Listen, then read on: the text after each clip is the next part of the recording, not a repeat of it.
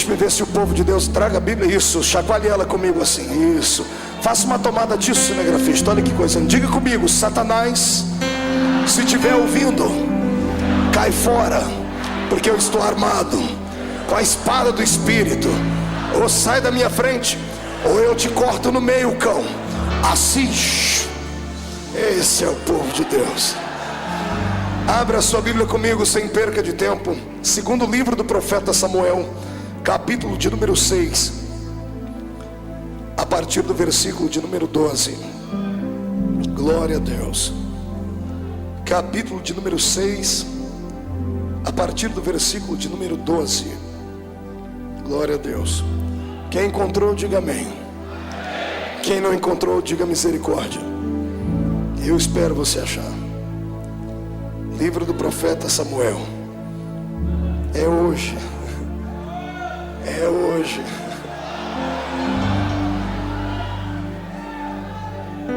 Está escrito assim: então avisaram a Davi dizendo: abençoou o Senhor a casa de Obed-edom e tudo quanto tem por amor da arca de Deus.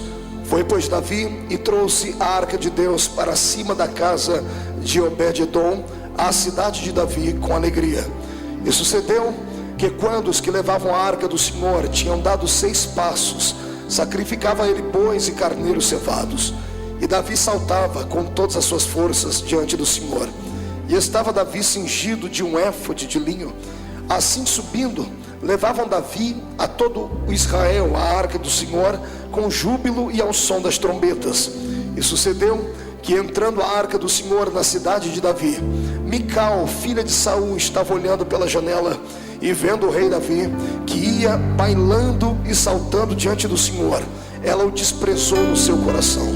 E introduzindo a arca do Senhor, a puseram no seu lugar na tenda de Davi, que Davi havia lhe armado. E ofereceu Davi holocaustos e ofertas pacíficas perante o Senhor. E acabando Davi de oferecer os holocaustos e ofertas pacíficas, abençoou o povo em nome do Senhor dos exércitos, e repartiu a todo o povo e a toda a multidão de Israel, desde os homens até as mulheres, a cada um bolo de pão, um bom pedaço de carne, um frasco de vinho. E então foi-se todo o povo, cada um para sua casa. E voltando Davi para abençoar a sua casa, Mical, filha de Saul, saiu a encontrar-se com Davi e disse: quão honrado foi o rei de Israel, descobrindo-se hoje aos olhos das servas dos seus servos, como sem vergonha se descobre qualquer dos vadios.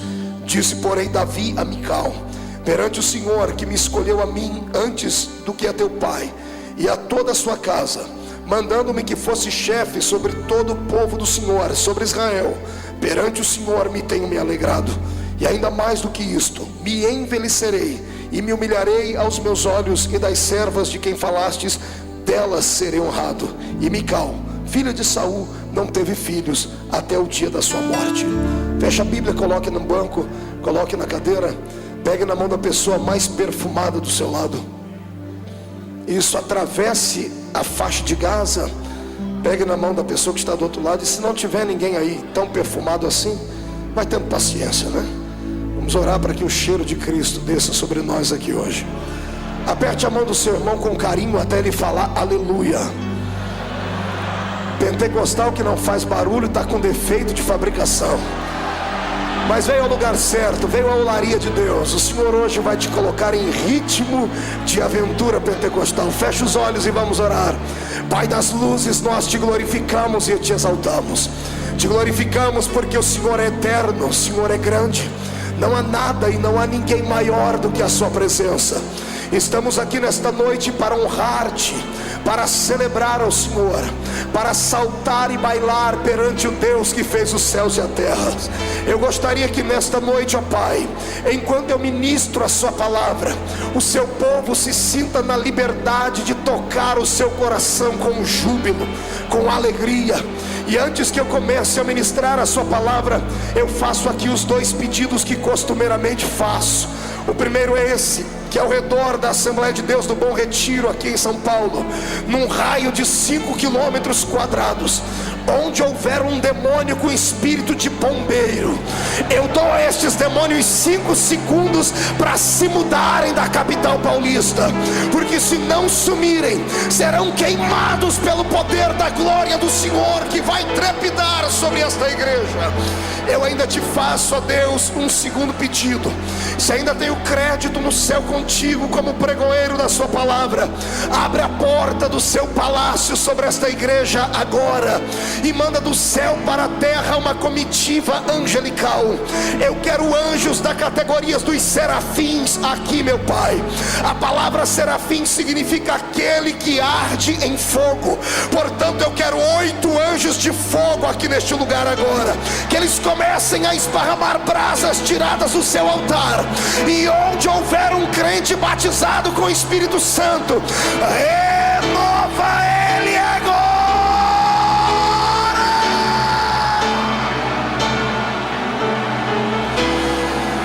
Urianderei shuribikaralabakandara surekanderei biaraturia bakandara baga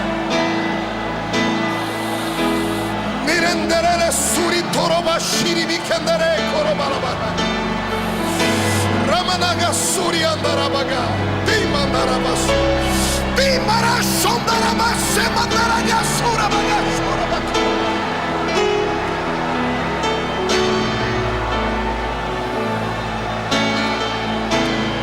Tu não precisas da minha ajuda para nada, Senhor. Tu és onipotente. Mostra a sua onipotência a esses corações esta noite, no nome de Jesus Cristo, seu Filho amado e eterno. Amém e amém. Os que podem, levante um dedo de profeta para cima comigo. Aponte o dedo no nariz do seu irmão com respeito e diga para ele: escute aqui, cidadão. Este culto é o culto do povo mais louco de São Paulo.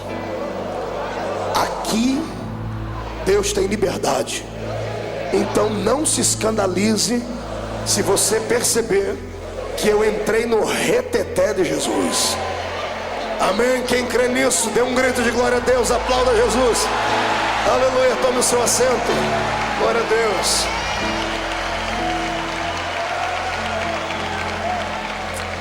Magnífico.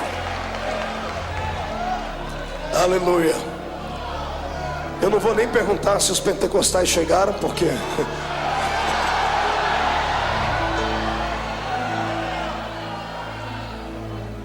eu acredito que será tanta unção nessa noite, que se o diabo ficar rondando muito perto, ele vai acabar esquecendo que é diabo, e até ele vai dar glória a Deus com a gente aqui. Glória a Deus. Santos, noiva do Cordeiro, amados em Cristo Jesus, simpatizantes da fé pentecostal, amigos do Evangelho, candidatos e eleitos, estamos aqui hoje diante de um texto lindo e maravilhoso, de um texto antigo, mas de um texto muito atualizado. Vamos falar hoje um pouquinho acerca da intimidade que um homem chamado Davi tinha com o seu Deus.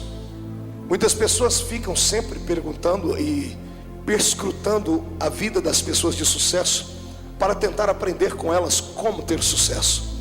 Eu vou lhe apresentar hoje não uma biografia, porque quem sou eu para aqui extinguir tudo acerca de Davi, mas eu quero falar aqui hoje para você aquilo que eu, dentro de uma visão abençoada e carismática, vejo o porquê Deus amava tanto esse rapaz. Davi era um homem que não era comum. O seu espírito era um espírito de adorador. Ele era o menor da sua casa diante dos olhos dos homens, mas diante de Deus ele era um grande guerreiro. Quando o profeta Samuel, imbuído pela missão de levantar um rei em Israel, um rei agora não escolhido por homens, mas escolhido por Deus, o Senhor deu a ele endereço: vá até a casa de Jessé o belemita, porque dentre os filhos dele tenho me provido de um rei.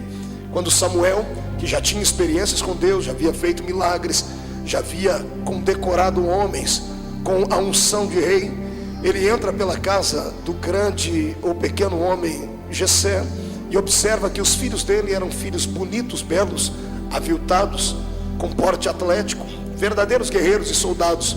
E quando ele ficou encantado pela aparência física dos filhos de Jessé, quando ele queria verter o óleo da unção sobre a cabeça deles, todos conhecem a história, o Espírito Santo o reprovava e dizia: não é este. E ele salta para o outro e também o Espírito diz: não é este. E ele salta para o outro e o Espírito diz também: não é este. E quando ele fica vendido entre os pensamentos, ele olha e já não há mais filhos dentro da casa.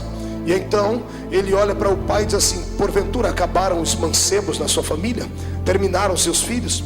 O pai teve que se esforçar um pouquinho para se lembrar do pequeno menino que estava cheirando ovelhas no meio do pasto. O pai deve ter se lembrado e por dentro deve ter dado uma bela gargalhada. Eu tenho um filho, sim, é o menor de todos, tem um gentil aspecto.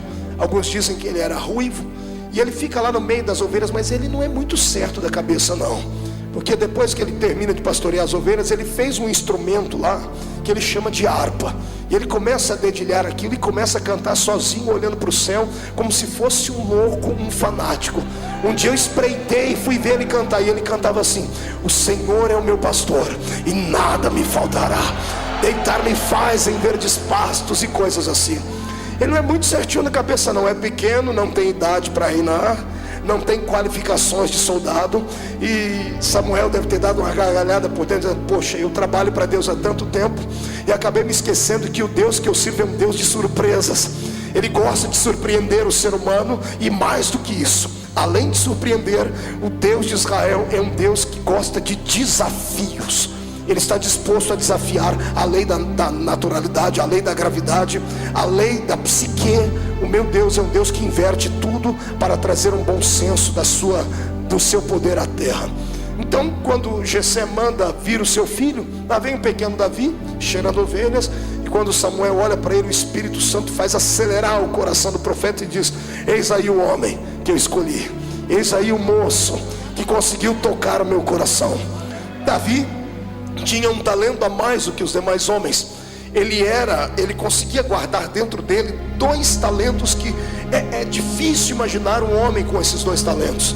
Ele não era apenas um poeta, ele também era um guerreiro. É difícil um guerreiro ser poeta. É aquela frase daquele filme muito antigo, né? Os brutos também amam. É muito difícil acreditar que uma pessoa que é truculenta, sanguinária, destemida, que sabe manusear uma espada, que sabe matar um inimigo e arrancar a cabeça dele, consiga depois lavar as suas mãos do sangue, pegar uma harpa e começar a cantar coisas belas como as que Davi cantava. Eu creio que era nisso que Deus se espelhava, e era isto que Deus queria. Você pode ter um espírito de guerreiro, mas o Senhor quer que a sua alma nesta noite tenha pelo menos um tom poético.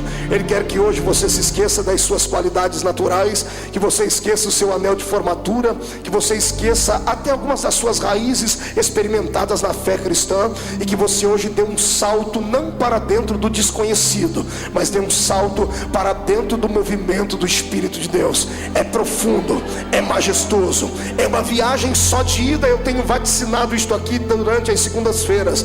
Se você não gosta deste movimento, se você tem dúvidas acerca dele, é melhor não ficar no nosso meio, porque assim como a frieza pega, o fogo pega mais rápido. É perigoso você sair daqui pior do que a gente. Eu conheço pessoas que entraram dentro da igreja parecendo o Alain Delon, parecendo a Gisele Bündchen, caminhando pela passarela todo equilibrado, mas depois que terminou o culto precisou de 5 pessoas para arrastar ela para dentro do carro, e ela saiu falando em línguas estranhas durante algumas horas. O meu desejo é que o Senhor incendeie esta igreja nesta noite, e que você esteja sentado não perto de um cubo de gelo humano, mas que você esteja sentado perto de uma brasa de fogo tirada do altar. Quantos aqui querem este poder? Façam barulho neste lugar. Magnífico. Pois bem, quando eu abro a minha Bíblia aqui neste livro de Samuel, no texto em apreço, eu estou diante de um texto que dá medo, diante de um texto que vai provocar emoções fortes na sua vida. Estou diante de um homem que era rei. Diga comigo, rei. Diga para o seu irmão, não era súdito. Diga, não era ralé. Diga, não era um reles mortal. Diga, não era um servo. Diga, era rei. Diga com R maiúsculo. Foi ordenado rei. Diga ao seu irmão, ordenado rei, porque o próprio Deus escolheu. Então agora prepare e aperte o cinto, porque vamos decolar aqui. Nós vamos aprender com este rei o que é que nós devemos fazer quando sentimos a presença do Todo-Poderoso. Vamos aprender com ele o que é que nós devemos expressar quando Deus está presente no ambiente. Ele lutou, ele batalhou muito para que o seu ministério fosse alicerçado, para que o seu reino fosse reconhecido. Ele enfrentou a ira de Saul. Ele enfrentou com muita maestria, com muita majestade, com muita nobreza. Ele não tocou no ungido do Senhor. Ele teve chance, ele teve oportunidade, mas ele respeitou os princípios bíblicos. Mas agora chegou a época dele reinar, e ele está com a unção de Deus sobre a vida dele. Ele vai em busca de um tesouro que há muito tempo havia sido levado embora de Israel. Ele sai em busca da arca do testemunho, ou da arca do concerto. Apenas a título de lembrança, esta arca era um objeto, era um utensílio sagrado, feito de madeira e revestido com uma pintura de ouro. Em cima dela haviam 2 querubins feitos de madeira também e pintados a ouro. A tampa desta arca chamava-se propiciatório. Isso aqui nos faz lembrar da época em que Deus arranca Israel do Egito e os leva em direção à terra prometida. No meio do caminho, Israel tinha dificuldades em adorar a Deus, porque passaram muito tempo dentro do Egito, centenas de anos, e acabaram com seu espírito acostumados a adorar um Deus que eles podiam ver. Acostumaram a adorar apenas onde tinha um lugar próprio para isso. Eles haviam se esquecido que o seu Deus era muito maior do que templos, era muito maior do que estátuas. Mas Deus entendeu isso, e quando Deus viu que eles tinham dificuldades de adorar o Senhor no meio do deserto, o Senhor chamou Moisés e disse: Moisés, vamos construir então um templo móvel, e colocou o nome nele de tabernáculo. A confecção do tabernáculo foi linda, foi majestosa. O povo participou, o povo contribuiu. É um lugar difícil de nós interpretarmos, porque cada uma das peças constituídas dentro deste tabernáculo tem um significado à luz da Bíblia Sagrada. A minha Bíblia diz que até pele de golfinhos foram usados na confecção deste santuário. Ele estava dividido em 3 partes: no átrio, lugar santo e lugar santo dos santos. No átrio era onde o sacerdote chegava diante de uma pia de bronze, e ele lavava o seu corpo, lavava suas mãos, lavava os seus pés, e partia para o lugar santo, onde ele deveria imolar um animal, o cordeiro, que significaria o perdão para o pecado de todo o povo. Uma vez que ele imolava este animal, ele atravessava então o véu do templo, trazendo na sua mão a marca do sangue deste cordeiro, e a sua roupa. Isso acontecia só uma vez por ano. Só uma vez por ano ele saía do lugar santo e ia ao lugar santo dos santos. Mas quando ele atravessava vestindo uma roupa de linho, de éfode de linho branco por baixo, e por cima uma túnica colorida. E nos pés da túnica, no rodapés da túnica, haviam romãs e campainhas que chacoalhavam e sibilavam conforme o sacerdote ia andando. Uma vez por ano ele atravessava aquele véu do templo, que pesava 1 tonelada, e precisava de uma junta de bois para arrastá-lo. E quando ele entrava dentro daquele lugar, a nação de Israel toda ficava do lado de fora, observando e prontos para ouvir aquilo que Deus falaria, ou para ver aquilo que Deus faria. O sacerdote entrava com esta roupa diferente, com estas campainhas rodeando a sua roupa, exatamente por um significado. Se ele entrasse dentro daquele lugar e estivesse em pecado, ou Deus não recebesse o perdão do povo, ele seria sacrificado, ele acabaria morrendo. E como é que o povo sabia que o sacerdote estava vivo ou morto? E por causa dos barulhos que faziam as campainhas, que batiam entre as campainhas e as romãs. Conforme ele caminhava, o povo em silêncio ouvia e dizia: ainda há vida dentro do Santo dos Santos. Ele entrava, atravessava o véu do santuário, trazia o sangue do cordeiro imaculado nas suas mãos. Ele ia em volta desta arca do testemunho que ficava lá dentro. E onde estavam os querubins, as 4 pontas daquela tampa chamava-se propiciatório. Ele tinha que pegar o sangue e aspergir sobre as 4 pontas daquele altar. Conforme ele banhava as 4 pontas daquela arca, melhor dizendo, daquele propiciatório, propiciatório, ele deixava ali a marca do sangue do animal que era puro ou tido como puro, e ele erguia suas mãos para o céu e em silêncio orava, dizendo ao seu espírito: Deus, perdoa a nação de Israel. Duas coisas poderiam acontecer. Primeira, Deus poderia não receber o sacrifício e fulminar o sacerdote. Em outro texto diz que caminhava, quando ele entrava dentro daquele santuário, uma cordinha vinha amarrada à sua cintura e ficava pelo lado de fora, porque nenhum homem comum podia entrar dentro do santuário, no Santo dos Santos. Caso ele morresse e não houvesse vida, as pessoas o arrastariam para fora e passariam um ano inteiro atormentados, atribulados, com o coração pequenino e sentindo dores. Deus ficava em cima do Santo dos Santos, sentado na nuvem chamada Shekinah. Quando o sacerdote erguia as mãos com o sangue do animal para cima, o Senhor olhava para baixo e via que o propiciatório, que era a arca do testemunho, que falava da aliança que Deus havia feito com Israel, estava banhada com sangue. O Senhor já havia sentido o perfume do holocausto queimado no lugar santo. Então Deus ficava de pé naquela nuvem, estendia as mãos sobre aquele lugar, e a nuvem começava a trovejar, a nuvem começava a relampejar, porque a presença de Deus, ela vem através, é claro que de uma brisa, como na caverna de Elias, mas todas as vezes que ela vem trazendo vitória, ela vem em forma de relâmpagos e de trovões. Eu abro um parênteses para dizer que a fé pentecostal é alicerçada nisso. Quando temos um culto alegre e sentimos a presença de Deus, o Senhor começa a trovejar sobre nós a sua glória. O povo que estava do lado de fora, com temor, abaixavam-se e ficavam em silêncio, e quando a nuvem se levantava, o povo parava para ouvir se haveria algum barulho lá dentro, porque poderia ser que a nuvem deveria ter descido para matar o sacerdote. Então todas as pessoas atentas esticavam seu ouvido para ver se havia algum tipo de barulho. E depois que o sacerdote passava por aquela êxtase espiritual, imagine você estar dentro de um lugar fechado e a nuvem da glória de Deus descer sobre você naquele lugar. Depois que ele respirava e via que ele estava vivo, então ele começava a caminhar.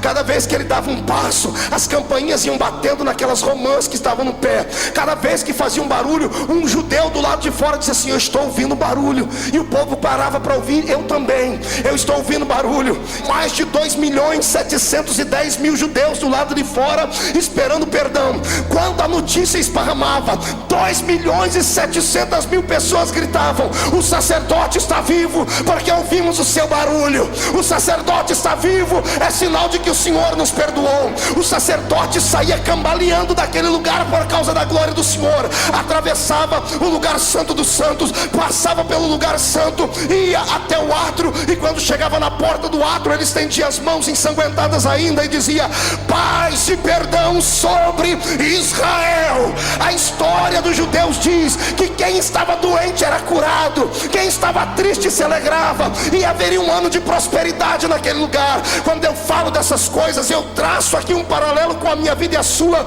A minha Bíblia diz no livro de Apocalipse que tanto eu quanto você somos sacerdotes do Rei Jesus. Se há sacerdote aqui, eu quero convocar esses sacerdotes para ver se há barulho na vida dele.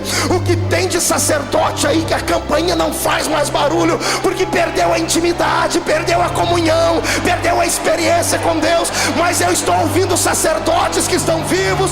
Enquanto houver línguas estranhas nos seus lábios e brado de adoração na sua boca, Satanás vai ter que beijar a lona, porque a força desta igreja está no poder do seu Deus. Aleluia.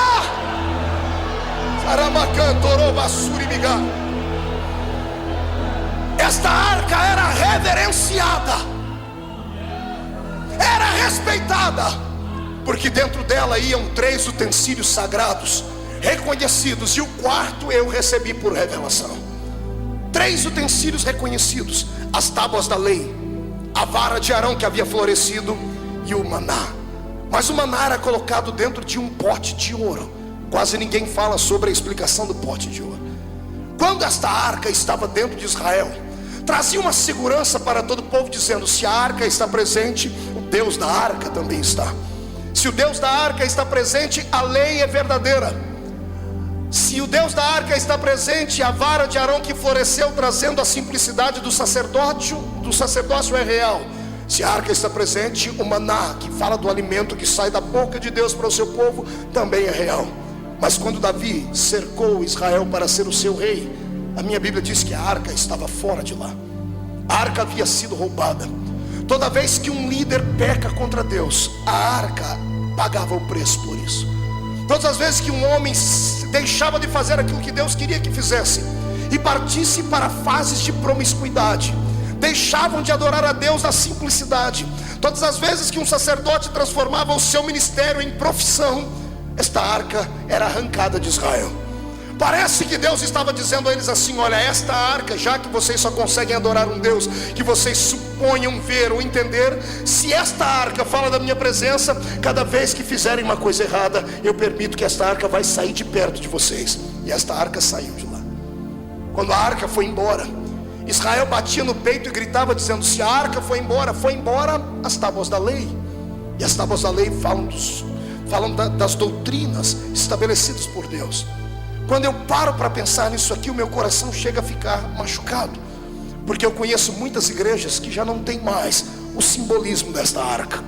Eu conheço muitos crentes que estão como Israel sem a presença desta arca, porque perderam a intimidade e perderam a comunhão com Deus. Perderam a comunhão com Deus porque fizeram das suas igrejas, dos seus púlpitos, das suas filosofias, um trampolim para crescerem diante dos homens. E esqueceram que este lugar não é apenas um lugar para se promover a existência humana. Este lugar é um lugar onde entramos para adorar a presença de Deus, a presença divina. Quando a arca vai embora as tábuas da lei. Quando as tábuas da lei vão embora, ninguém mais fala do que é verdadeiro. Não se prega mais a verdade, mas passa-se a pregar aquilo que supõe-se que é a verdade. Quando a arca vai embora e leva embora as tábuas da lei, a pregação perde o sentido, e os cultos deixam de parecer cultos de adoração a Deus para parecerem verdadeiros picadeiros, onde homens e mulheres fazem mais piada do que uma pregação ungida e verdadeira. Quando as tábuas da lei vão embora, o povo perde a noção de que só podemos adorar a um Deus, e o povo começa a adorar bezerros de ouro, começam a levantar imagens, começam a levantar ídolos. Quantas igrejas que você conhece por aí que cultos já não são mais cultos, são verdadeiros shows, onde se mostra a performance humana, onde se mostra os atributos humanos, e ninguém mais repassa esta glória para Deus. Eu quero hoje vaticinar como profeta que igreja verdadeira tem que ter a arca dentro dela. Se a arca está lá dentro, a palavra é pregada com veracidade, doa quem doer, custe a quem custar. Eu sei que falar a verdade às vezes incorre numa palavra em que você vai acabar perdendo pessoas que às vezes têm dinheiro, que às vezes têm influência, mas que não têm compromisso com Deus. E eu quero dizer a você que a igreja não é movida a anel de formatura, não é movida a milhares e milhares de reais. O Senhor prefere meia dúzia de viúvas dando dinheiro de órfão, dando R$1, mas cheias do Espírito Santo, alegres, agraciadas, do que pessoas descompromissadas com a verdade. Quando a arca de Deus vai embora, o povo fica cego, deixam de adorar ao verdadeiro Deus e fazem da igreja muitas coisas que ela não é. Algumas pessoas entram na igreja e pensam que na placa lá fora está escrito assim: banco, onde você pode conseguir todas as possibilidades da sua vida. Pregam um evangelho barateado e prostituído neste planeta. Eu já vi igrejas dentro desta capital que pregam um evangelho que é vertido apenas para dinheiro. O céu deles é um céu nesta terra. Eles não conhecem a Bíblia, porque o apóstolo Pedro deixou escrito aqui que o homem que espera em Cristo só nesta vida é o mais miserável de todos os homens. Ou seja, se você serve a Deus apenas por aquilo que Ele pode te dar na terra, você é um miserável. Jesus não quer que você siga Ele por aquilo que Ele pode te dar. Ele quer que você o ama por aquilo que Ele já te deu. Ele te deu um nome escrito no céu, Ele perdoou o seu pecado, Ele trouxe existência dentro da sua vida. Mas quando a arca vai embora, a palavra da verdade é arrancada. E o que eu quero dizer a vocês essa noite é o que o meu coração sente. 3 palavras foram arrancadas do vocabulário dos pregadores do século 21: pecado, justiça e juízo. Ninguém mais tem coragem de pregar essas coisas. Querem um evangelho light, querem um evangelho banalizado, querem um evangelho onde vale tudo, vale até homem dançar com homem, mulher com mulher. Me perdoe, eu não vim aqui massagear o seu ouvido, vim aqui como profeta para te falar que sem a presença de Deus nada funciona. Se você pode acreditar nisso, levante a mão para cima e glorifique ao Rei.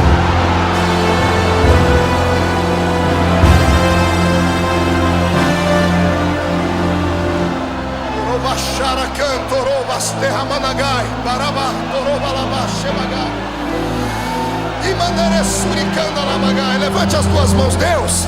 Se o Senhor está nesta mensagem, quer que eu continue ela, porque é pesada, meu Pai. Eu preciso sentir a sua presença aqui. Onde houver um crente que carece ouvir e tem coragem de ouvir, está disposto a ouvir, enche ele de poder agora. Agora!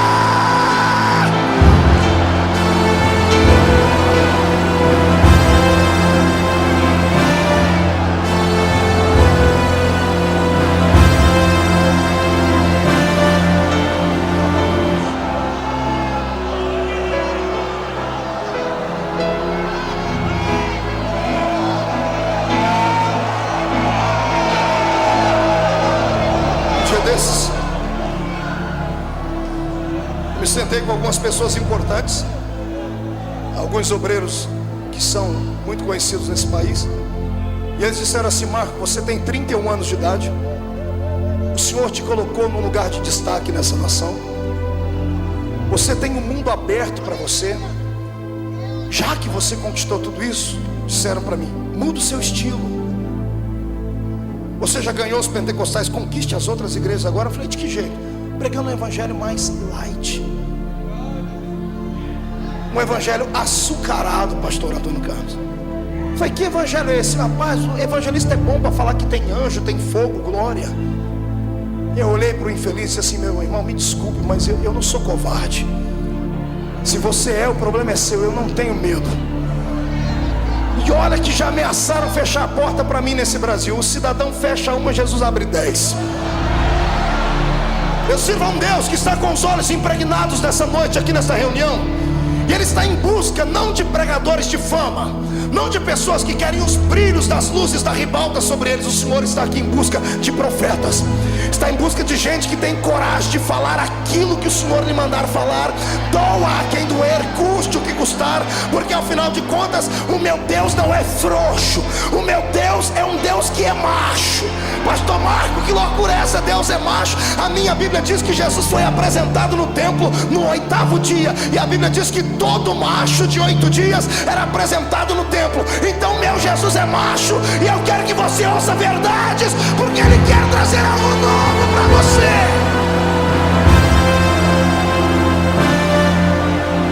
Quando vai embora a arca, vai embora as tábuas da lei. Junto com as tábuas da lei, vai embora a vara de Arão que floresceu, que fala da simplicidade da fé. Hoje a situação é tão melindrosa que nós temos os grupos dentro da igreja.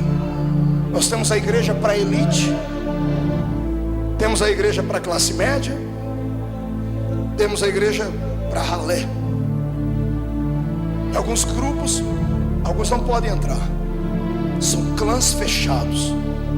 E eu não consigo enxergar isso na Bíblia Sagrada. A minha Bíblia diz que todos eram um em Cristo. Talvez seja por isso que o Espírito Santo tem dificuldade de operar numa igreja como a nossa. Você já percebeu? Um dali sente a presença, de lá não. O dali falta virar cambalhota, o outro está com o nariz comprido, feio, parecendo que foi batizado num pó de vinagre. Sabe por quê? Os pensamentos não batem. Eu sou um apologista da fé pentecostal, pago um preço por isso, mas eu amo. E o que tem de gente que atribui essa fé pentecostal só à pobreza? Eles acham que só igreja pobre, pastor Rubinho, faz barulho. Eles acham que só gente que só tem 2 dentes na boca, um para doer e o outro para abrir garrafa, é que sente a presença de Deus. Eles acham que é só gente que usa chinelinha havaiana que pode entrar na presença do Pai. Eu quero dizer a esses infelizes que não conhecem a Bíblia Sagrada, que o Espírito Santo, Ele opera onde há um coração aberto. Se você for doutor e deixar Ele vai entrar e vai fazer um auê na sua existência também. O que o Espírito busca são pessoas sensíveis. Sabe o que é sensibilidade? Sensibilidade não é algo que se tem ou que se conquista aqui. Sensibilidade é algo que se conquista aqui. O Senhor quer hoje tomar o seu coração na mão dele, porque Ele quer devolver para você a glória que te foi levada, a glória que te foi roubada, a glória que te foi vilipendiada. O Senhor quer devolver à igreja os talentos do passado. Mas para isso nós temos que batalhar para a arca voltar. Mas como se não há simplicidade entre nós? Se a nossa fé está sendo vituperada, se a nossa fé tem sido de certa forma banalizada, como nós podemos amar a Cristo sabendo que nós fazemos uma distinção entre homens e homens dentro da igreja, entre irmãos e irmãos? Eu já vi isso, cansei de ver isso. Chega uma pessoa para cumprimentar um pastor, ou um grande pregador, ou um cantor, enquanto a pessoa não se identifica, é aquela paz do Senhor fria e morna. Quando a pessoa diz: olha, eu sou doutor, fala, muda a história. Só então falta dobrar o joelho para a pessoa e dizer assim: olha, você é um rei. O que eu quero que você entenda é isto: o meu Cristo não faz acepção de pessoas. Ele não vê diferença na vestimenta, ele não vê diferença no intelecto. Para ele pouco importa se você é rico, se é poliglota, se é escritor, se é fazendeiro, se é um grande empresário. Para ele pouco importa se você desceu aqui no heliporto com seu helicóptero, ou se você entrou aqui usando um skate ou veio de chinela havaiana. Deus não olha para a sua aparência. Na questão do espírito, ele olha por dentro. Ele vê dentro de você o que é que tem, o que é que atrai a presença dele. Quando eu olho para essa história, eu vejo Davi em busca desta arca, que além de levar embora as tábuas da lei, além de levar embora a vara de Arão que havia florescido, além de levar embora o maná, que simbolizava uma palavra revelada, a dependência de Deus. Quando eu olho para o maná, eu me emociono, porque o povo estava no deserto com fome, não tinha padaria suficiente para dar pão a eles, não tinha uma cozinha suficiente para fazer comida a eles. Então eles dependiam de Deus para comer, eles dependiam de Deus para sobreviver. E quando eles diziam: Deus, estamos com fome, o Senhor pegava os anjos do céu e assava maná e mandava na mesa deles. Por que é que o maná foi guardado dentro da arca? Porque fala de uma época em que o povo era dependente de Deus. Olha para o seu irmão e diga: dependência. Não grite no ouvido dele, diga: dependência. Não estou satisfeito, levante a mão direita para cima, agarre o ombro da pessoa do seu lado, tira ela do lugar até ela ficar irritada, chacoalha ela, diga para ela: dependência, entendeu?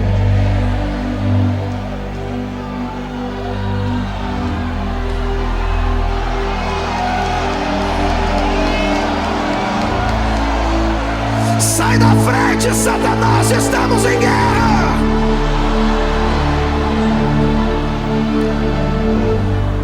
O meu Deus sentia saudades do seu Israel, que ficava não esmolando, mas dizia: papai, manda comida para mim. Se tem uma coisa que Deus ama e Ele é apaixonado, é por alguém que depende dele para alguma coisa, tá entendendo? Deus tem prazer em dar. O prazer de Deus é quando você acorda de manhãzinha lá, estica os braços e diz assim, dobra o joelho e diz: pai, hoje eu quero isso, quero isso, quero isso. Deus não anota, mas tem um anjo do lado dele, Deus está anotando tudo aí, porque Ele está pedindo, Ele depende de mim. Ele não pediu para o médico, não pediu para o político, não pediu para ninguém, Ele pediu para mim. É meu filho, se é meu filho eu tenho que dar, eu vou dar, eu vou abrir a porta, eu vou fazer por onde.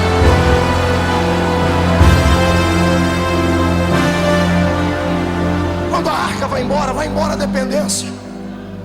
Tiramos a dependência da vertical, colocamos a dependência na horizontal. O que a igreja tem apanhado nesses últimos anos, porque ela colocou na cabeça que precisa de homens, que precisa de ricos, que precisa de influência, que precisa de mídia, que precisa de políticos, que precisa disso, que precisa daquilo. Ei! A dependência da igreja é o Senhor. Se você voltar a depender de Deus como você dependia no começo da sua fé, a sua vida vai dar um giro de 180 graus. Ah, pastor, mas eu prefiro confiar nos guardas. A minha Bíblia diz que em vão vigia o atalaia, se o Senhor não guardar a casa. Eu profetizo que quando você sair daqui hoje, não sairá mais sozinho, nem acreditando na força do seu poder, não vai confiar mais em carros e em cavalos. Quando sair daqui, vai sair de mãos dadas com Deus. Ele vai ser o seu irmão mais velho, o seu pai. Quero ver qual é o demônio que vai ter coragem de entrar na sua frente e te convidar para uma batalha. Eles já estão derrotados. A partir de hoje o Senhor vai anotar o seu nome, o seu endereço, o número do seu sapato, quantos fios de cabelo você tem na cabeça. Ele vai traçar o plano do seu DNA e Ele vai dar a você aquilo que você carece e necessita, desde que você dê a Ele aquilo que Ele também carece e necessita. Pastor Marco, Deus tem carência de alguma coisa? Tem. Qual é a carência de Deus? Deus é um ser que precisa ser adorado. Deus é um ser que precisa ser reverenciado. Quer tocar Deus? Não precisa jejuar 30, 40, 50 dias. Quer tocar Deus? O meu Deus não é igual a sua apodrecida, ou desculpe, a sua parecida, meu amigo, que para você agradá-la tem que colocar uma cruz nos ombros e caminhar 1 milhão de quilômetros. Não, para agradar a Deus você não precisa de sangue de galinha preta, de urucubaca, de trevo de 4 folhas, de milho debaixo do joelho. Para adorar a Deus você precisa apenas ter coragem de ficar de pé num culto como esse e dar um grito de glória para adorá-lo.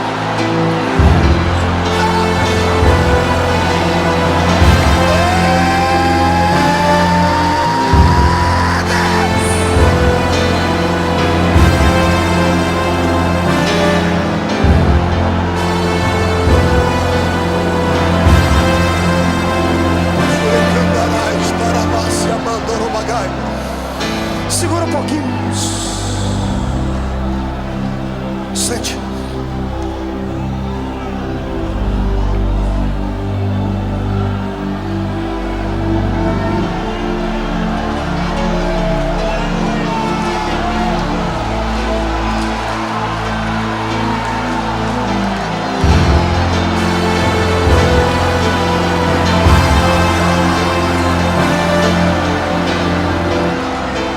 Não se assuste não, é a unção que estava em Davi, está descendo aqui.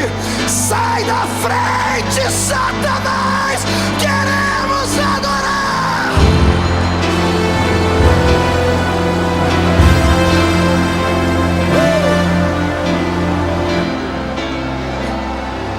Deus é lindo. Escute, quando eu era recém-casado, quando a minha primeira filha nasceu, Karen, nós morávamos numa casinha muito pequena. E eu era jovem obreiro do Senhor. E a minha casa era pequena, tinha um quarto, uma sala e uma cozinha. Eu era jovem obreiro, dedicado. Então eu sentava lá na minha sala e passava o dia estudando a Bíblia, procurando recursos e subsídios para poder pregar. Minha esposa ficava na área de serviço, que era a cozinha e a varanda, lá onde ela lavava roupa e fazia as coisas. E Karen dormia no quarto, então eu ficava no meio. De 5 em 5 minutos a minha mulher passava por mim assim, por trás, ia lá no quarto, fazia alguma coisa e voltava. Ela fez uma vez, tudo bem, 2, 3, depois da 4ª vez eu já fiquei irritado, porque tirava toda a minha atenção, não conseguia estudar. E eu já estava para perguntar a ela o que é que ela ia fazer lá dentro, mas eu fiquei quieto. Porque Paulo diz que é para a gente entender as mulheres, né, irmão? Que mulher é diferente. É sério. Chega na hora de sair para o trabalho, chega na hora de sair para uma festa, você já trocou, já está pronto, faz 5 horas. Você só escuta grito lá dentro do quarto. Você entra lá dentro, ela está olhando para o guarda-roupa, tem 100 vestidos, mas ela não está vendo nada. Ela diz, não tem nada para vestir hoje. Então tem que entender, né? Paulo diz para entender as mulheres. Daqui a pouco, eu estou lá estudando, eu já estava quase passando as nuvens, né? Estudando, a minha filhinha deu um grito dentro do quarto, irmão, aprontou um berreiro. Ué! Aquele negócio de desespero, pentecostal desde o berço. Deu aquele grito. Quando ela deu aquele grito, eu olhei para cá e fez outro barulho de cá, eu olhei, só vi uma vassoura voando por cima. E a minha mulher, ela parecia um super-homem. Uma mulher maravilha, melhor, né? Ela ergueu o peito e saiu correndo por detrás. Eu falei, que essa mulher? Morreu alguém. Eu saí correndo atrás dela.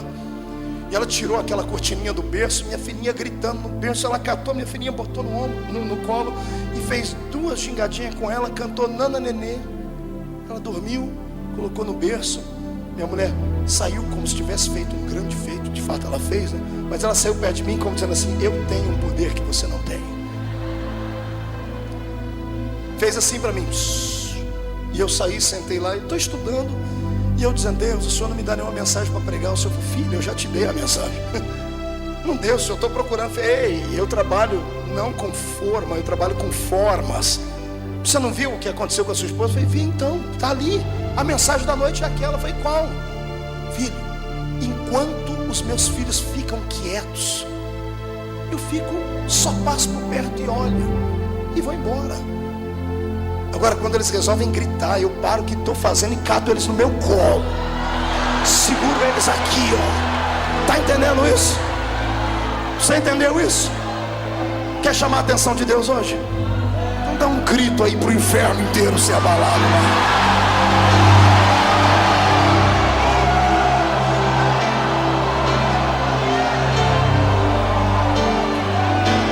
Vamos para o texto. Esta arca, que era majestosa e falava da presença de Deus em Israel, havia sido roubada. Anos a fio longe de Israel. E Davi, quando foi entronizado como rei, teve coragem de ir até onde esta arca estava e trazê-la de volta para Israel. E ele conseguiu, depois de uma grande batalha, ele trouxe a arca para Israel. Só que no meio do caminho, lá não devia ter telefone celular, né? Mas tinha outra coisa que chamava molecular. Tinha um moleque que saía correndo para contar as coisas. Era o que levava o correio. Davi disse: avisa Mical que eu consegui a arca, eu estou voltando para casa. O moleque vai correndo. Daqui a pouco ele recebe outra notícia de Mical e ele volta. Davi, a rainha mandou dizer que ela vai preparar uma festa de pompa, uma festa de gala, uma festa digna de um grande rei. Tá aí ela falou, ela deu as coordenadas aqui: o senhor tem que vestir a roupa de rei, colocar a sua coroa, preparar os seus guerreiros aí, todos eles têm que estar limpos, perfumados, todos eles bem vestidos. Os portas-bandeiras vão na frente, alguns vão segurando a arca, vão assim, tudo bem formado, tudo bem, porque ela está convidando generais de todo Israel para assistir esta festividade solene. Eu imagino Davi dizendo: eu não sou bom com esse negócio, eu sou da roça. Mas ela é filha de príncipe, filha de rei, princesa, tem cheio desses negócios de não me toques. Davi recebeu a ordem e ele colocou a roupa de rei, colocou a coroa. Seus cavaleiros estavam todos belos. Pela primeira vez na vida tomaram banho, os abençoados. Depois você lê lá sobre a caverna de Adulão, você vai ver quem eram os guerreiros dele. Então ele entrando dentro de Israel, porta-bandeira segurando a bandeira lá em cima, a arca vai na frente. Quando a arca passa pelos portões de Jerusalém, o rei que estava em cima da arca, lá dentro as pessoas vestindo roupas brancas, com folhinhas na mão, abanando.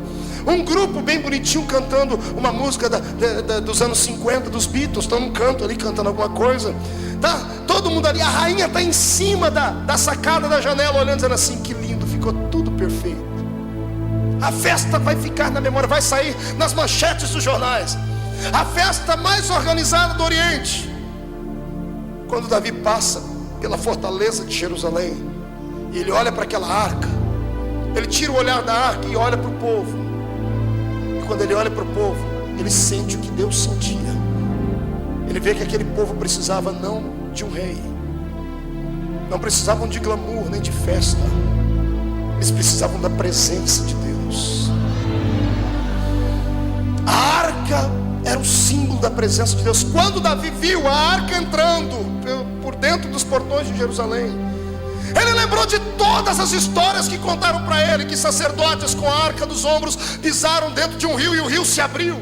Homens com a arca na frente venceram exércitos, atravessaram grandes muralhas, eles fizeram grandes feitos. E quando ele lembra das histórias que ele ouviu acerca da arca, sabe o que o rei faz? Ele pula de cima do cavalo, ele pega a coroa e dá para alguém segurar. Ele tira a roupa de rei, a indumentária real colorida, e ele fica só com uma roupa branca de éfode, de linho. A minha Bíblia diz que ele se despiu, ele ficou quase nu. E sabe o que ele fez? Chocou, ele escandalizou. O rei, que tinha que ter postura e compostura, desce do cavalo e ele começa a correr em volta da arca. Só que ele não está correndo. A minha Bíblia diz que ele começa a bailar, ele começa a dançar. Ninguém está entendendo nada. Devia ter algum músico por lá, deve ter tirado algum tipo de música, começou a tocar algum tipo de instrumento, e Davi começa a bailar ao redor da arca. vai bailando e vai cantando: o Senhor é o meu pastor, nada me faltará. Deitar-me faz em verdes pastos, guia-me mansamente às águas tranquilas, refrigera minha alma.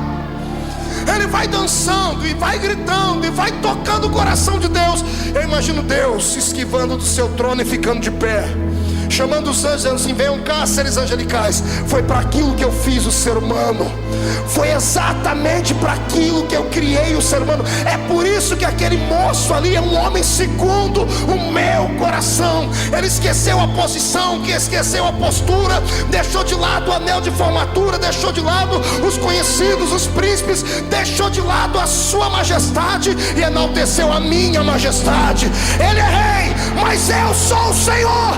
Eu sou o Rei dos reis e Senhor dos senhores. Sabe o que eu acho lindo? Algumas pessoas chamam de costume, eu chamo de liberdade de adoração. Em algumas igrejas não se pode bater palma, dizem, não se tem o costume de adorar a Deus de pé. Quando eu vejo a multidão aqui ficar de pé, eu sinto que são homens e mulheres sensíveis. Qual é o ser humano que tem a sua inteligência aguçada, que percebe que o rei está passando e vai ficar sentado para ver? Todas as vezes que um rei chega no ambiente, os súditos ou ficam de pé ou se jogam de joelho no chão, mas eles têm atitude de adorador.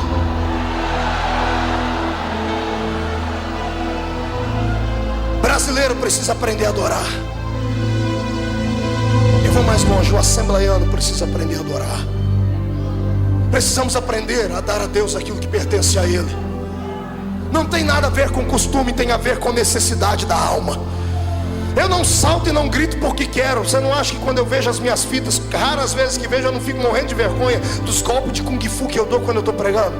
Você não acha? Ei, eu tenho brilho no rosto. Quando eu vejo esses gritos que a minha goela chega até a balançar assim, você acha que eu não sinto vergonha? Mas aqui no momento, neste momento, eu estou tendo uma experiência transcendental. Eu tenho alguém do meu lado que é maestro de coral desde que a eternidade foi criada. Eu tenho alguém dentro de mim que sabe o que toca o coração de Deus. E se Deus quer que você o adore, por gentileza, não leve para casa a adoração. Eu te convido a fazer um teste. Isso, eu sei que você tem vergonha, você não tem coragem. Eu te convido hoje a soltar o esqueleto na presença de Deus. Eu te convido, faz um teste, joga o paletó de lado, esquece a gravata só por um momento e deixa o Espírito pegar na sua mão e vamos dançar para Deus, vamos celebrar, vamos adorar.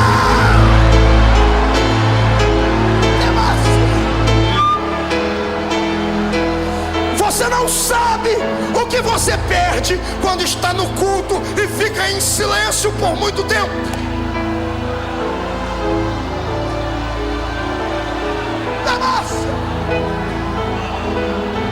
Ei, olhe para cá.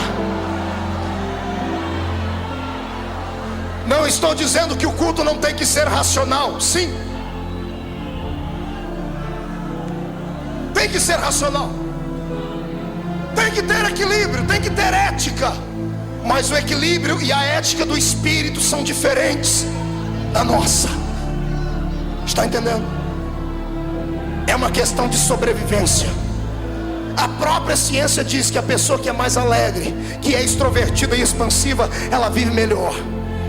A ciência também prova que pessoas introvertidas, fechadas, acabrunhadas, com o coração endurecido, de personalidade muito forte, se criar um câncer dentro dela, o câncer tem mais facilidade de corroer as demais células por causa do estado de espírito dela.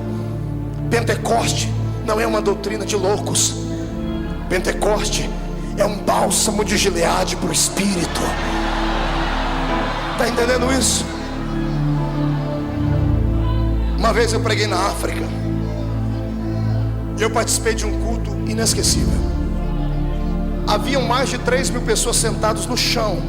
Não tinha teto.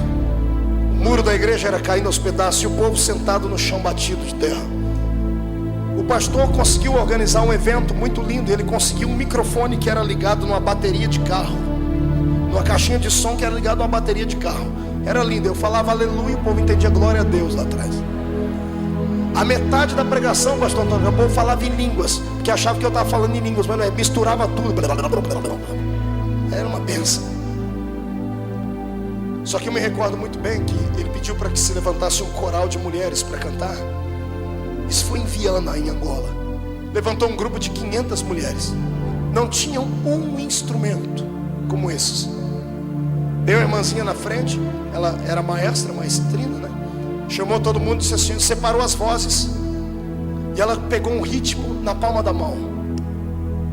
E os 2 primeiros bancos acompanhavam com as palmas. Os 2 bancos para trás, as 2 outras fileiras, acompanhavam no mesmo ritmo, mas com os pés. Elas batiam os pés e as mãos. E cantavam num dialeto muito deles, que eu não entendia nada aqui, mas eu entendia tudo aqui. Era lindo. Nenhuma palavra era inteligível para mim, mas o meu espírito testificava com o espírito delas aquela adoração. Naquele dia, sabe o que eu fiz? Eu queria me esconder debaixo do banco, porque como bom assembleiano, quantas vezes não preguei que a gente não pode bater palma e nem pular, porque isso não tem ética, porque isso ofende, porque Deus não é surdo. Nós não precisamos fazer auê, a reunião tem que ser sacra. Naquele dia eu vi pessoas que estavam dando para Deus tudo que tinham, e no louvor delas era tão forte, tão poderoso, que a poeira subia da terra, porque elas batiam os pés no chão e a glória de Deus descia do céu. Eu me lembro de um homem sentado num canto com a perna toda enrolada e torta. Foi a primeira vez que eu vi um milagre extraordinário. Ele sentado próximo ao púlpito, ele via as irmãs baterem os pés, e ele com a perna enrolada para trás, ele chorava e gritava: Deus, eu queria ter pés para poder te adorar. Aquilo me chocou. Eu chorei, eu disse: Deus, eu tenho pés, eu tenho mãos. E às vezes vou para um culto e pareço um manequim de vitrine de terno. Às vezes pareço mais um apresentador do que um adorador. Vocês estão entendendo isso? Isso aqui não é um lugar onde você vem só ouvir. Aqui é um lugar onde você vem para dar. Se você não sabe o que é adoração, eu tenho pena de você. É por isso que você é acabrunhado, entristecido, frio e fraco. É por isso que tudo para você tem que ser dentro da razão. É por isso que o seu espírito sofre tanto. Você vive à base de remédios. É por isso que você entra aqui e não entende nada, e fica aí por dentro se corroendo.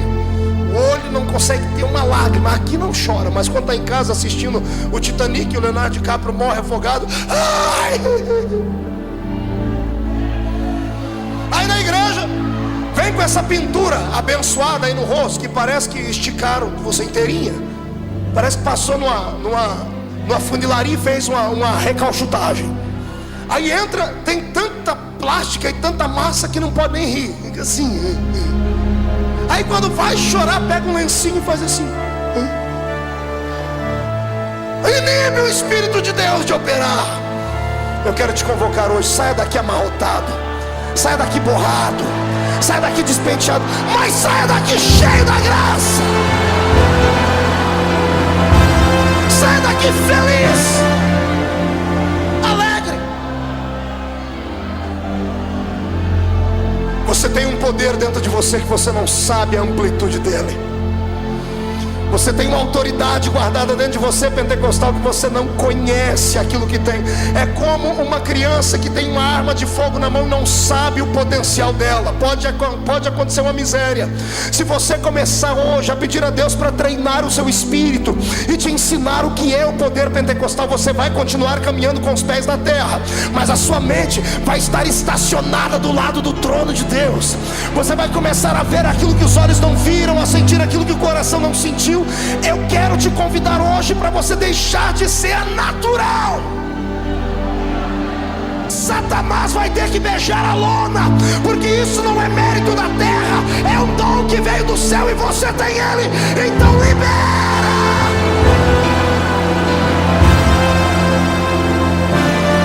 Eu quero dizer a você que este poder pentecostal não pode ser comprimido. não pode ficar ajustado a questões naturais. O Espírito Santo não está sujeito a homens. Ele é Deus, na sua totalidade Ele é Deus. Se o homem acreditar, ele continua sendo Deus. Se não acreditar, Ele ainda é Deus. E quando Ele resolve soprar, e é o que está acontecendo aqui nas segundas-feiras, o Espírito resolveu soprar, e eu quero ver quem é que vai fazer o vento dele voltar para trás. Quem é que vai fazer? Ele vai continuar soprando na sua vida. Levante a mão para cima, bata no peito, bata até fazer barulho. Olha para a pessoa do lado e diga assim: eu não sei você. Diga: eu sei que é meio estranho, mas parece que é real. Diga: funcionou com aquele que está no púlpito. Diga: vai funcionar com a gente. Diga para ele: em nome de Jesus, aqui dentro de mim tem uma brasa de fogo. Diga: me ajuda a não apagá-la. Diga: Senhor, me ajuda a deixar ela acesa. Então, pelo amor de Deus, incendeia ela. Abre a sua boca, adora. Adora de pé, adora sentado, adora correndo, adora, adora, adora. Deixa Ele te tomar.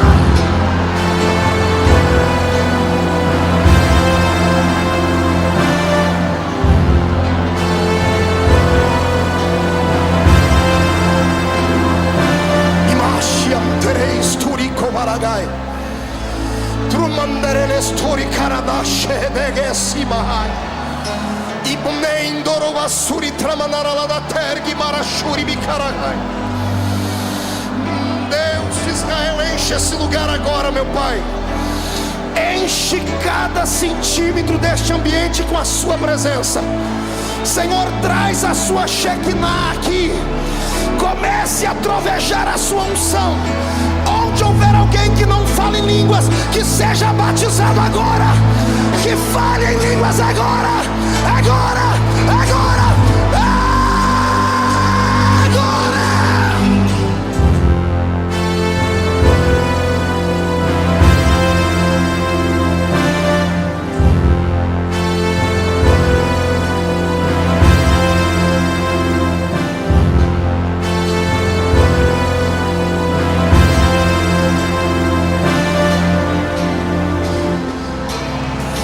Davi, baila, Davi. A arca está voltando, adore a dele. Sente mais um pouquinho, vou terminar.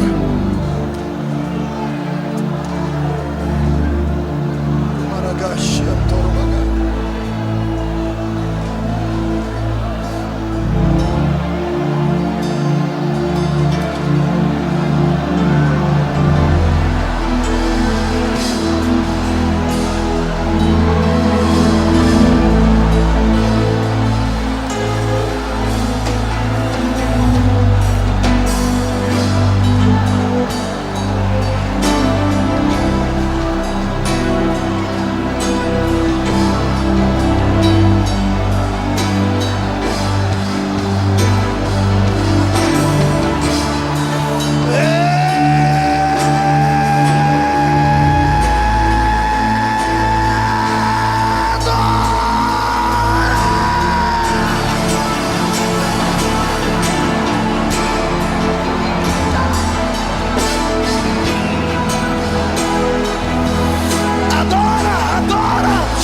Enche esse lugar, enche, enche, enche, enche, enche.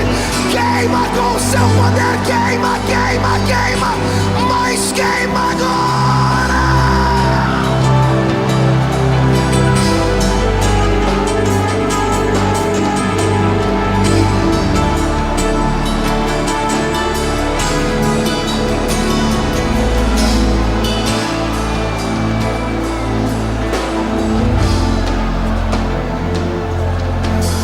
Segura um pouquinho e olhe para cá. E quando alguém te acusar de emocionalismo barato,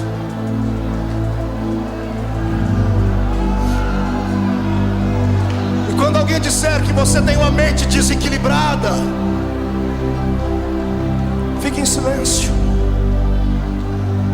Lembre-se que dentro das suas veias não corre um fio elétrico, corre sangue.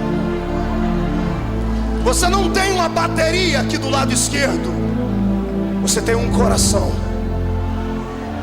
E se for de pedra, a minha Bíblia diz que o Senhor vai arrancá-lo e vai te dar um coração de carne.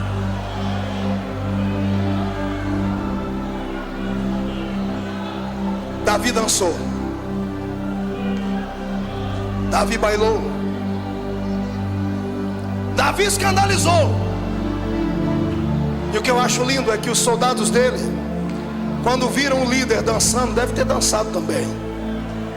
Eu quero que você imagine aqueles homens com aqueles peitos cabeludos, aquele queixo quadrado, com aquelas espadas na mão grandão, dançando de ciranda a cirandinha em volta da arca. Mical estava quase tendo um ataque em cima da janela. Eu tenho medo de crente que fica em cima da janela. O meu Deus não quer que ninguém fique em cima da janela. Pergunte para mim por quê. Eu não ouvi. Porque quem está em cima da janela não dá para entender se ele está dentro ou se ele está fora. Não dá para entender se ele está olhando para dentro ou se ele está olhando para fora. É um lugar duvidoso. Se você é um crente morno, a minha Bíblia diz que Jesus disse que é capaz dele te vomitar. Ou você é frio ou você é quente. Se for morno, o Senhor vai te vomitar da boca dele. Então é melhor você agora deixar incendiar, porque não dá mais para ir para casa. Se desse tempo, você iria assistir a Senhora do Destino, mas o meu Senhor resolveu mudar o seu destino nessa noite. Eu quero profetizar que o reino do poder de Deus, que é poder pentecostal, vai incendiar São Paulo.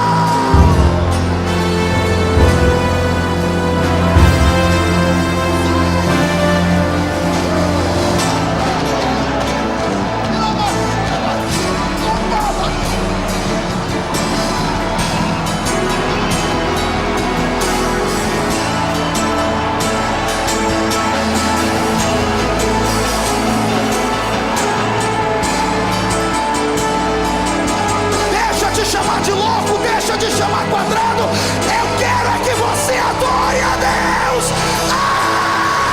Adora.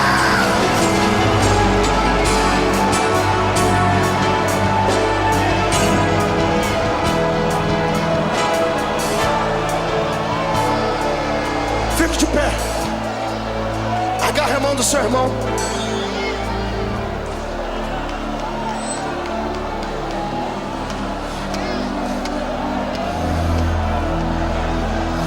Estou sentindo cheiro de batismo com o Espírito Santo aqui. Não me pergunto o que é isso. Isso aqui é coisa minha de Jesus. Apenas creia. Estou ouvindo barulho de portas se abrindo. Portas que estavam enferrujadas estão sendo expostas à abertura nessa noite. Grilhões de religião que prendiam seu espírito vão ser quebrados. Eu quero que a sua alma toque o coração de Deus. Deixa Deus te usar. Deixa.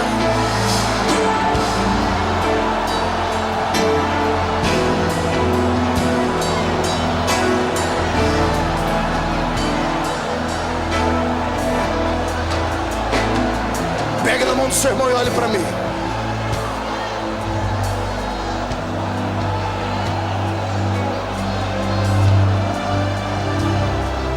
O preço para se ter essa unção, para se ter esse poder, é a rejeição.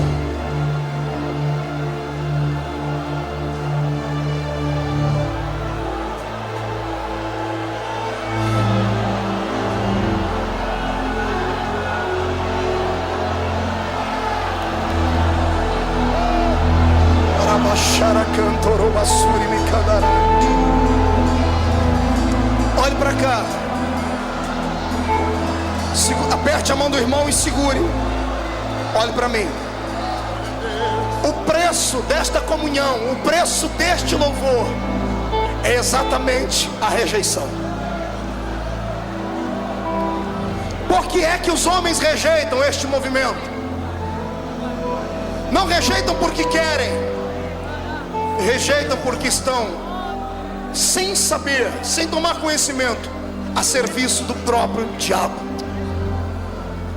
O único que não suporta este tipo de louvor é Satanás. O diabo sabe que nas danças, que no louvor, que nas músicas há poder. Quem já foi em terreiro de macumba sabe o que eu estou falando. Lá não tem silêncio, não tem trégua. No terreiro de macumba não tem bandeira branca para Deus. Eles dançam, eles bailam, fazem barulho, urram. E por que aqui na igreja nós temos que esfriar? Volto a dizer, eu não quero que você seja louco, nem que as pessoas venham, não importa que as pessoas, mas eu não quero que você seja desequilibrado, não é isso. Eu quero que você tenha mais liberdade para adorar a Deus. E fazer igual o irmãozinho da roça, que o irmão Eliseu Gomes, que é meu amigo, mora nos Estados Unidos, cantou um dia numa das suas modas de viola. Conhece a história do Bento? Bento morava na roça, ia na igreja, e ele chegava na igreja, fazia muito barulho, era muito alegre, andava de sapato furado, mas quando chegava no culto, a alegria do Senhor invadia ele e era tremendo. E o pastor na cidade ia receber uma pessoa importante na igreja, que era um médico, um advogado, sei lá. E o pastor lembrou do Bento, disse: o Bento vai escandalizar o médico, o doutor.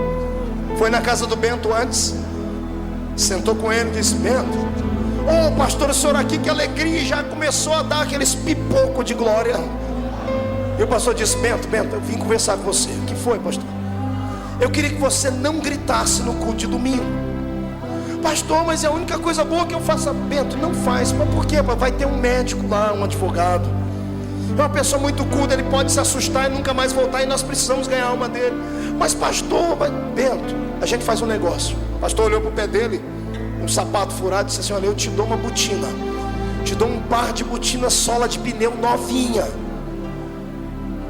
Se você ficar até o fim do culto em silêncio, sem dar os seus gritos, eu te dou a botina. Combinado? Pastor, eu quero uma botina. Então, combinado? Foi para o culto. O doutor chegou, e chegou também os crentes alegres. E o pastor pregou uma mensagem até light, mas o espírito dentro era alegre demais.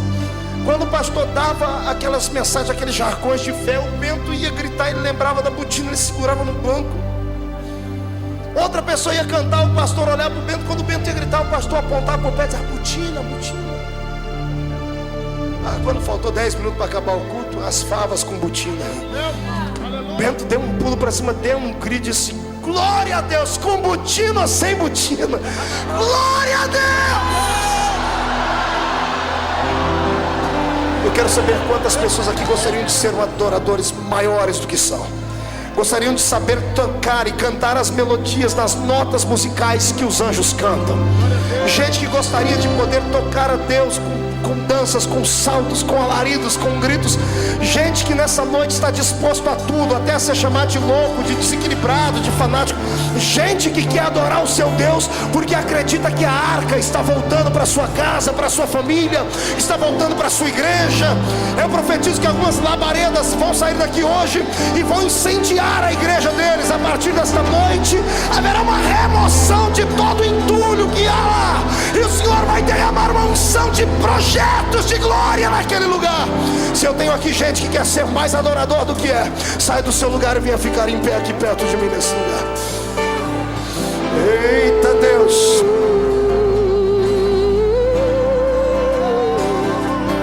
vem adorador.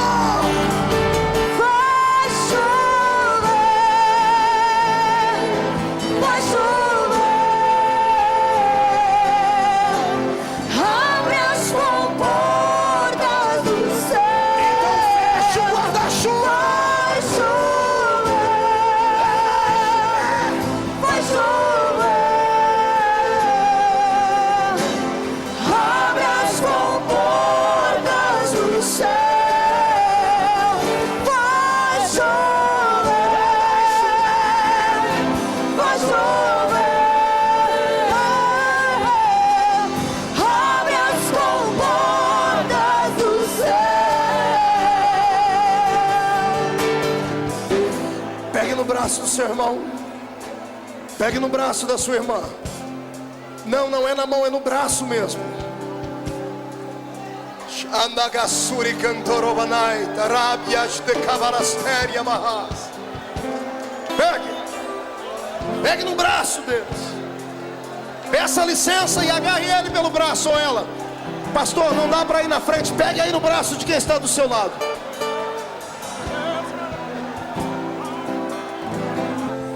Eu disse a Jesus que eu gostaria que nessa noite acontecesse aqui nessa igreja,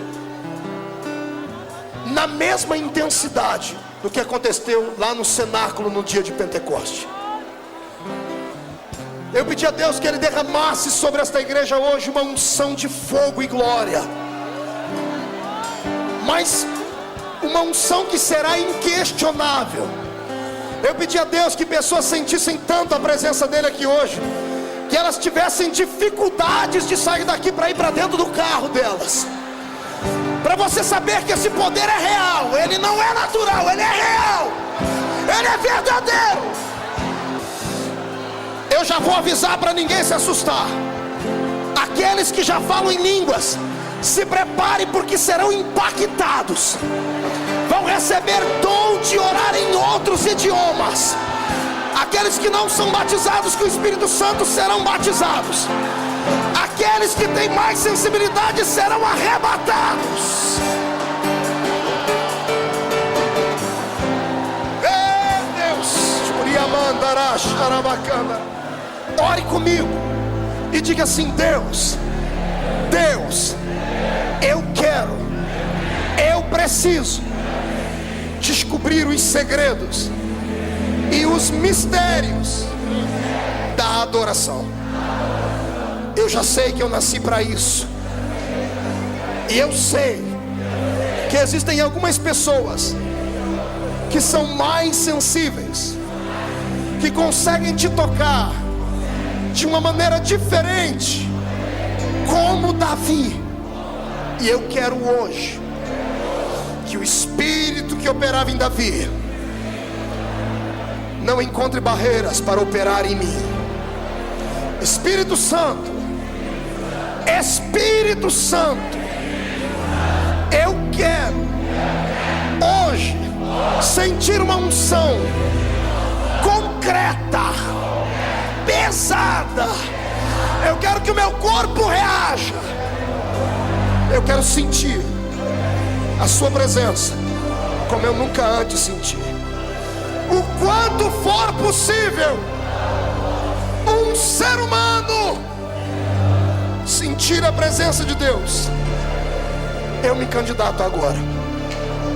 Eu te desafio a soprar sobre mim o vento do Pentecoste. Mas não sopra uma brisa, sopra um furacão. E não importa se eu vou pular, se eu vou gritar, se eu vou ser arrebatado, se eu vou profetizar, não importa. Eu só vou ficar satisfeito se eu sentir a sua presença aqui. Como profeta de Deus desta noite, eu profetizo agora que as comportas do céu estão escancaradas sobre a Assembleia de Deus do Bom Retiro. E onde houver um crente que deseja que ele receba poder até ficar embriagado, agora,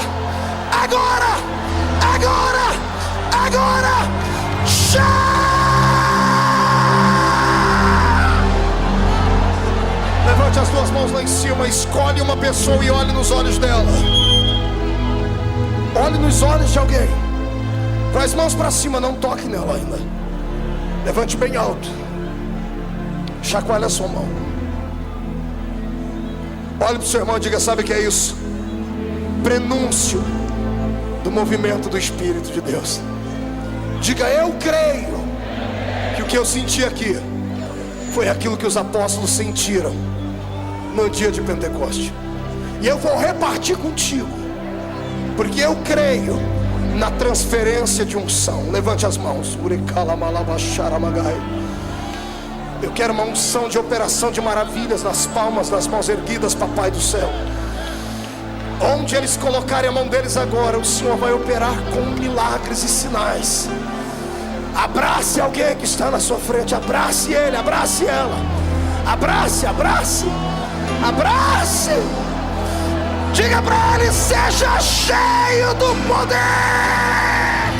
Aleluia! Além do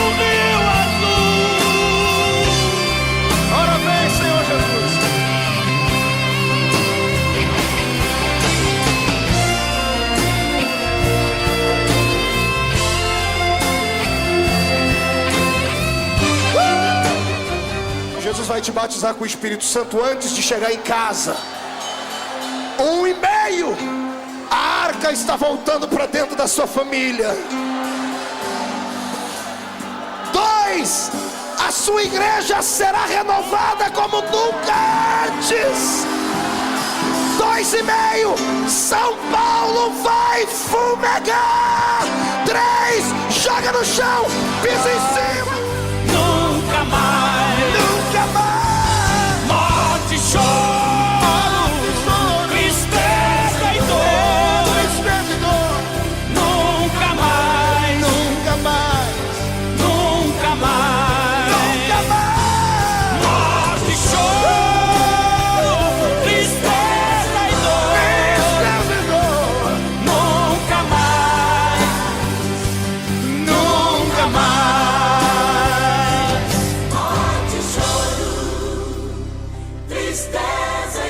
Marco Feliciano, um dia nós estaremos além do Rio Azul, meu irmão. Nós sabemos em quem temos crido. Sabemos sim, Carlos.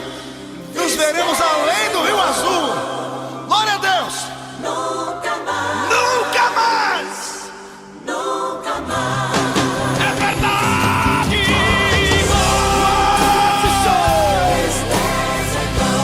Tristeza e dor. Nunca mais,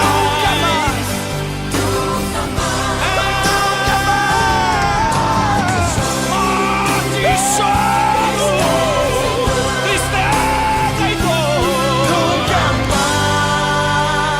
Nunca mais. Aleluia.